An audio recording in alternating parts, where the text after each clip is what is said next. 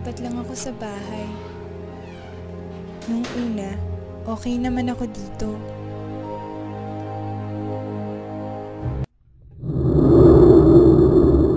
Pero makalipas ang ilang araw, nagsimula akong makaramdam ng kung ano-ano.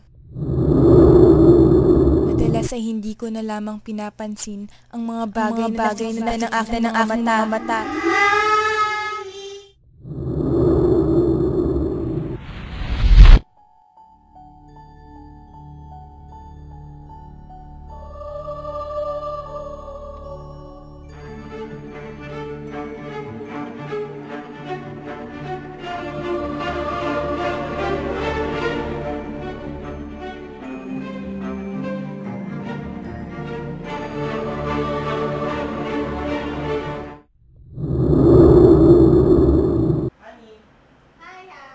Something for you. Really? Oh. Wow! Thank you! Okay ba?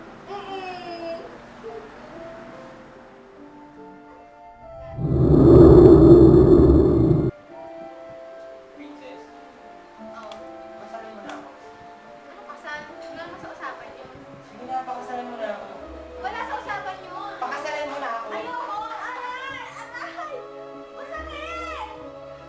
Ay!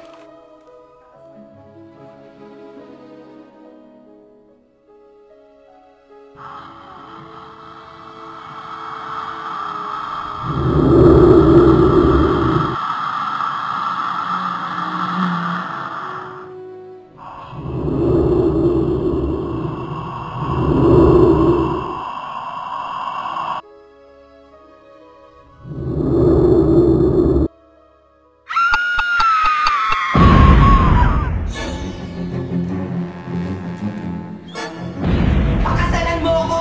Anong pakasalan? Hindi Pakasalan mo ako! pakasalan! Pag hindi mo ako pinakasalan, papatayin din kita!